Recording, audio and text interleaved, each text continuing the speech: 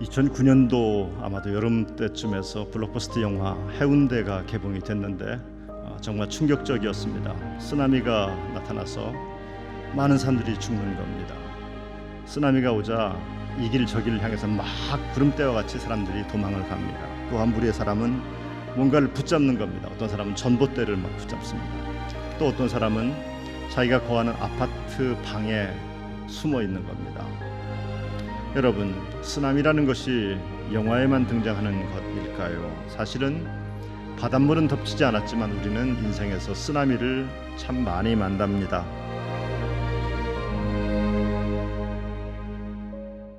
어떤 방법이 가장 좋은 방법이었는가, 쓰나미를 피할 수 있는 좋은 방법이었는가를 묻기 전에 저는 이런 질문을 하고 싶습니다. 당신들은 무엇을 근거로 해서 길을 택했고 전봇대를 붙잡았고 그리고 방에 숨어 있었습니까? 라고 물어보고 싶습니다.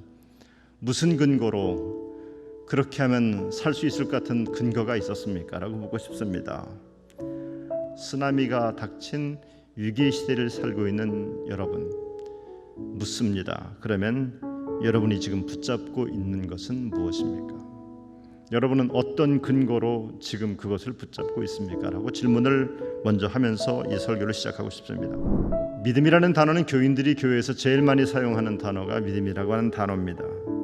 문제는 내가 갖고 있는 이 믿음이라고 소위 생각했던 것들이 진짜인지 가짜인지 한번 구별해 볼 필요가 있습니다. 분명히 그렇게 될 거야 라고 하는 확신, 자기 확신이죠. 공부 안 한 자식을 합격할 것으로 믿는 이 부모님의 믿음은 도대체 어디에서 근거한 겁니까? 자기 확신이죠. 자기 확신. 여러분, 죄송합니다. 이것은 진짜가 아닙니다. 짝퉁입니다. 또 우리 종종 이러죠. 잘 될 거야, 잘 될 거야 라면서 자기를 향해서 계속 최면 상태에 빠지는 겁니다. 여러분, 자기 최면 역시 진짜 믿음 아니고 가짜 믿음입니다. 진짜 믿음이 뭔지 오늘 성경은 너무나 잘 설명해 주고 있습니다. 믿음은 바랄 수 없는 것을 바라게 하는 것이 믿음입니다. 실상이라고 하는 헬라 말 휴포스타시스라고 그러는데, 휴포스타시스는 뭔 말이냐면은 절벽이 있어요. 근데 뭔가 밑에서 받쳐주는 게 있어요. 이거 휴포스타시스입니다. 우리는 살면서 인생의 절벽을 만날 때가 있어요. 뒤에서는 뭔가 쫓아오긴 하는데 앞으로 달려나가야 되는데 달려가지 못하고 길이 딱 끊겨져 버린 겁니다. 기가 막힌 겁니다. 이때 사람들이 할 수 있는 게 뭡니까? 절망하는 겁니다. 앞을 바라보면 절망이요, 뒤를 바라보면 두려움밖에는 없습니다. 그런데 휴포스타시스, 뭔가 밑에 딱 받치는 게 뭔가 있는 거예요. 그래서 절망하지 않고 두려워하지 않고 뭔가 받쳐주는 것을 믿으면서 나아가는 것, 이것을 실상이라고 말하고 있습니다. 아브라함이 갈대아 우르를 하나님이 떠나라 그랬습니다. 아니, 어떻게 떠납니까? 여기서 어떻게 떠나서 어디로 가라 하는 말씀입니까? 우리는 대뜸 그런 질문을 할 수밖에 없겠지만 아브라함은 떠납니다. 휴포스타시스, 뭔가 나를 뒷받침해 주는 것을 믿고 있기 때문에 그랬던 겁니다. 그래서 약속의 땅을 향해서 나아갈 수가 있었던 겁니다. 또 한 가지, 믿음은 볼 수 없는 것을 보게 하는 것을 믿음이라고 말하고 있습니다. 보지 못하는 것의 증거라고 말씀하고 있는데, 다시 말하면 믿음은 곧 비전이라는 겁니다. 비전은 볼 수 없는 것을 보는 게 비전 아니겠습니까? 아브라함에게 가나안 땅은 보이지 않는 땅이었습니다. 안 보여요. 그런데 아브라함에게는 하나님이 주신 비전이 있었어요. 비록 그가 아직 가나안을 밟지는 못했을지라도 그가 자기 고향을 떠날 때 이미 아브라함은 비전을 갖고 있었던 겁니다. 하나님이 보여주신 것이 있었어요. 보지 못하는 것의 증거, 그걸 가지고서 아브라함은 나갈 수 있었습니다. 신념의 출발은 자기 자신의 실력입니다.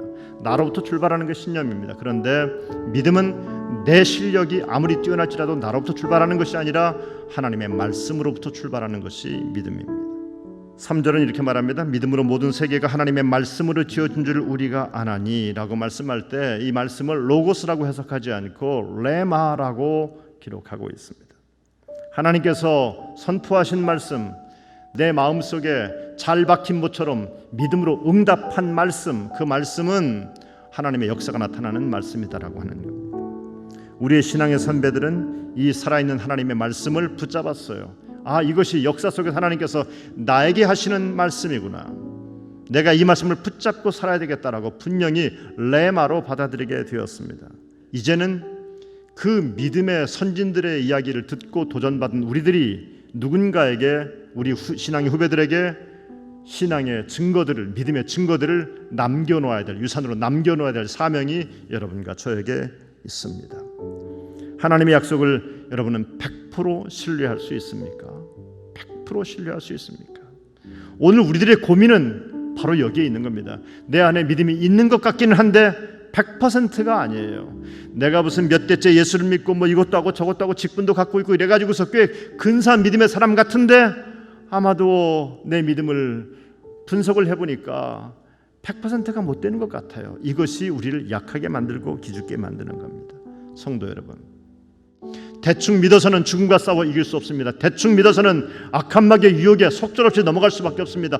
오늘 이 시대에 교회가 힘을 잃어버린 이유는, 성도들이 연약한 이유는 대충 믿어서 그런 겁니다. 99%밖에 믿지 못하는 겁니다. 열심히 금식을 하고 철야 기도를 하고 나서도 99% 정도가 가지고서 이 정도면 됐다라고 생각하기 때문에 믿음의 역사가 나타나지 못하고 있는 겁니다. 성도 여러분, 0.1%도 의심하지 맙시다. 천국을 여러분은 믿습니까? 여러분은 죽어서 천국에서 여러분을 맞이하실 하나님을 믿습니까? 성도 여러분, 여러분과 제 안에 100%의 믿음이 있게 되기를 주님의 이름으로 축복합니다.